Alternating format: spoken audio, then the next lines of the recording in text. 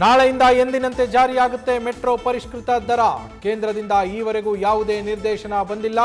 ಈಗಿನ ನಿರ್ಧಾರವೇ ಮುಂದುವರಿಯುತ್ತೆ ಅಂತ ಬಿಎಂಆರ್ಸಿಎಲ್ ಪಿಆರ್ಒ ಯಶವಂತ್ ಚೌಹಾಣ್ ಮಾಹಿತಿ.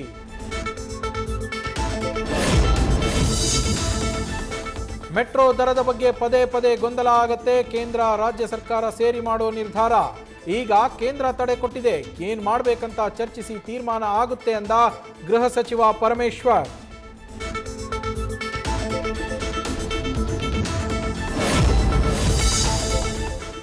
ಮೆಟ್ರೋ ದರ ಏರಿಸಿದ್ದು ಕೇಂದ್ರ ಸರ್ಕಾರ ಅಲ್ಲ, ಕೇಂದ್ರದ ಸಂಬಂಧಪಟ್ಟ ಸಚಿವಾಲಯ ತಡೆಯಾಜ್ಞೆ ಕೂಡ ಕೊಟ್ಟಿದೆ. ರಾಜ್ಯ ಸರ್ಕಾರ ಅನಾವಶ್ಯಕ ಗೊಂದಲ ಸೃಷ್ಟಿ ಮಾಡ್ತಾ ಇದೆ ಅಂತ ಕೇಂದ್ರ ಸಚಿವ ವಿ ಸೋಮಣ್ಣ ಕಿಡಿ.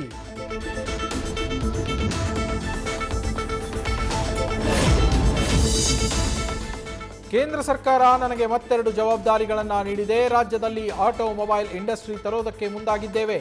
ಮಂಡ್ಯದಲ್ಲಿ ಟೆಸ್ಟಿಂಗ್ ಸೆಂಟರ್ ನಿರ್ಮಾಣಕ್ಕೆ ಸಿಎಂಗೆ 100 ಎಕರೆ ಜಾಗ ಕೊಡಿ ಅಂತ ಪತ್ರ ಬರೆದಿದ್ದೇನೆ.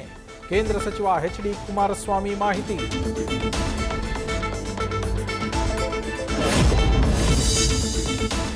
ಕುಸ್ತಿ ಆಡ್ತಾ ಇರುವಾಗಲೇ ಪೈಲ್ವಾನ್ನ ಬೆನ್ನು ಮೂಳೆಗೆ ಪೆಟ್ಟು. ಶಿವಮೊಗ್ಗದ ಸಾಗರ ಮಾರಿಕಾಂಬಾ ಜಾತ್ರೆಯಲ್ಲಿ ಘಟನೆ.